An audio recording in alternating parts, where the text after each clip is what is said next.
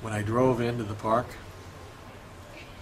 up to the parking lot, I spotted a lone car. I drove up next to it and parked. I got out of my car, walked over to the car, and was waved toward it. And the man inside, to my astonishment, identified himself as FBI Special Agent Lewis M. Harris, Jr., and he showed me his FBI credentials. And he told me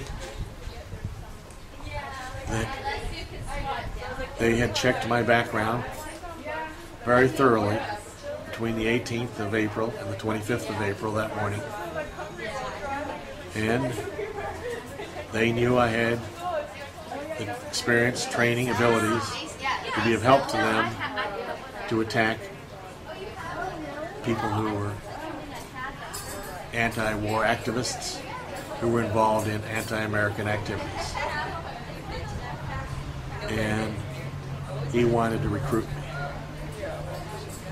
and asked if I was interested. I told him, of course I am. And which was, of course, the truth.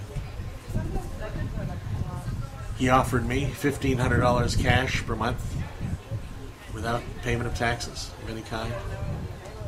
He offered me expenses, whatever my expenses were. He offered me a post office box, and a mail drop, and a private telephone number to the FBI, and it would be answered 24/7 by someone who would get whatever messages I needed to convey to him. And I was asked to become an undercover terrorist and bomb expert.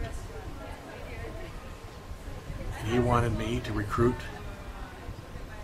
anti-war activists and try and talk them into being involved in acts of bombing or other violent sabotage against the United States, and to be in a position to facilitate their arrest, trial, and conviction.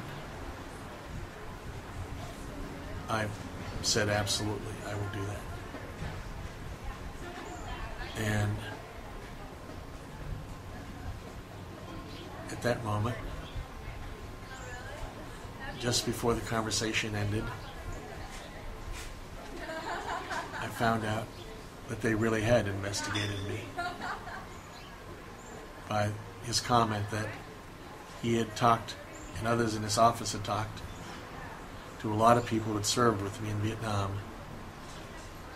And every one of them that they talked to had told them Sanus liked to be ambushed.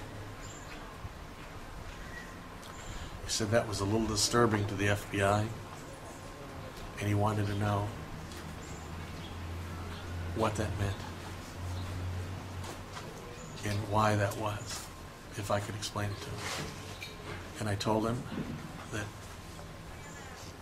as a very young child, I had read an edition of the Reader's Digest that had been dated in the first months of 1951, and it was an article about General Chesty Puller, the Marine Corps general, who was commanding Marines in the Chosin Basin in Korea, and they had been totally surrounded by mainline Chinese troops that crossed the Yalu River and had circled them after they had chased the North Vietnamese army to the Yalu River. And the morning of the breakout from the Chosin Basin, I'll stop.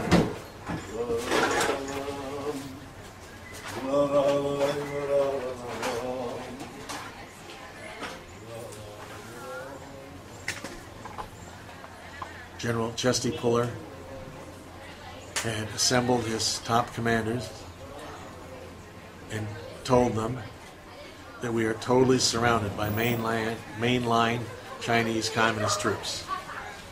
They can't get away.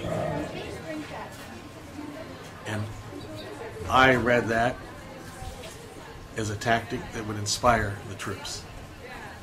They successfully broke out of the Chosin Basin that morning.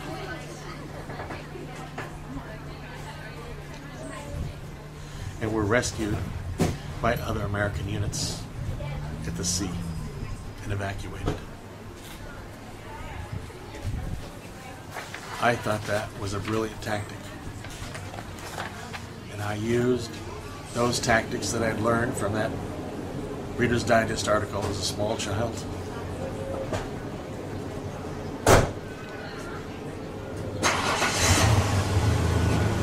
Because I knew that when I was ambushed,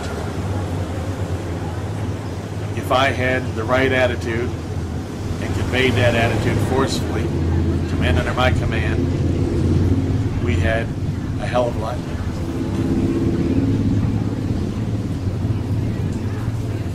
better chance of surviving the ambushes. And that's a tactic I used. And I had reason to use that in Vietnam.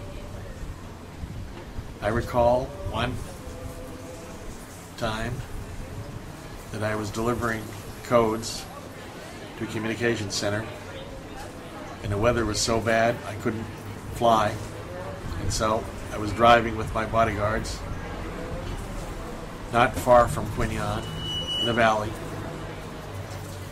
and I came upon a group of American soldiers who were pinned down in a rice paddy, and I and my bodyguards became associated with them, also pinned down in a rice paddy, as we couldn't go on, and I needed to get on to deliver codes to a communications center.